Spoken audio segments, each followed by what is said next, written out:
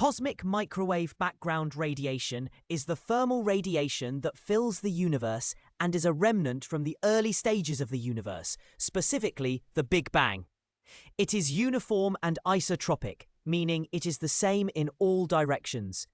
It provides a snapshot of the universe when it was just 380,000 years old, showing the conditions of the early universe before stars and galaxies formed.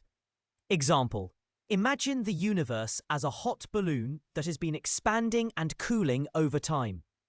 The cosmic microwave background radiation is like the faint afterglow of that initial heat, still visible today, similar to the dim light of a fire long after the flames have gone out. This formula represents the current average temperature of the cosmic microwave background radiation.